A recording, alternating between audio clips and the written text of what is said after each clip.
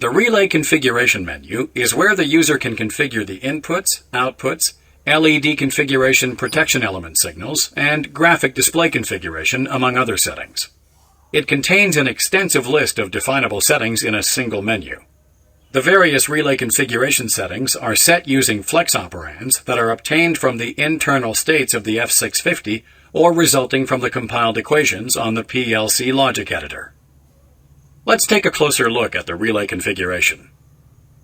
To access the relay configuration, go to Setpoint, Relay Configuration. In the Relay Configuration menu, you can see various tabs.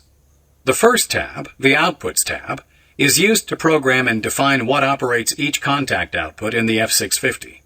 Click on the Outputs tab to access it. The built-in configuration already has some contact inputs defined. In order to configure the output, select it by clicking on the checkbox on its left. The user can also define a custom name to make the identification of the outputs easier. Finally, the user can choose what internal status or flex operand will make this output operate. This can be chosen via the source drop-down list. This drop-down list contains all of the flex operands that can be used. To save these changes, click on Store. This will send the changes to the relay if it is connected in online mode, and will save them to a settings file when working in offline or file mode. In order to operate this contact output using more than one signal, check the OR checkbox. The user can then select various signals for the source. If a flex operand programmed in this OR gate operates, the contact output will consequently operate. Next, let's consider the LED tab. The F650 has a total of 15 user-configurable LEDs that can be programmed to convey the status of the power system. They can be used to show an alarm, trip, or any other binary status. The first 5 LEDs are latched. Latched LEDs turn on once the operating signal or flex operand that operates them is activated, creating a logic state 1. These LEDs remain on even after the flex operand deactivates or returns to a logic state 0. These LEDs must be reset manually. One way to do this is to press and hold the Escape or ESC key for 3 seconds on the front of the relay. The remaining LEDs are self-resetting, which means that the LEDs will reset automatically once the flex operand that operates them turns off or deactivates.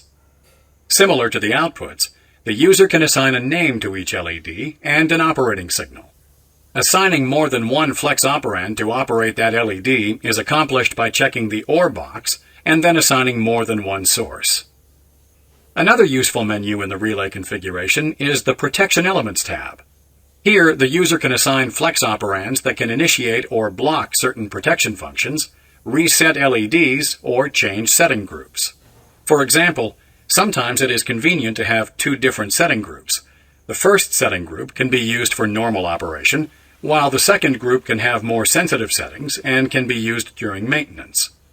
Ideally, during maintenance, operators would turn on a switch on the protection cabin that switches to maintenance group. The switch status can be conveyed to the F650 via contact inputs. Let's program the first and second group to be activated via contact inputs 1 and 2 of board F, respectively. In order to change the active group of settings from the first group to the second group, first, go to the Protection Elements tab in Relay Configuration and find Group 1 Act On and Group 2 Act On in the list Protection Elements. Enable them by clicking on the checkbox, and then assign the correct contact input to each protection element.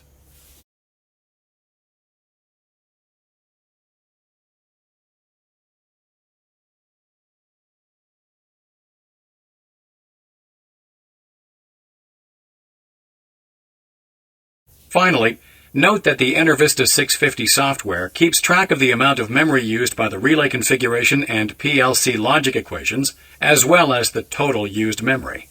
This information is displayed on the right side of the relay configuration window.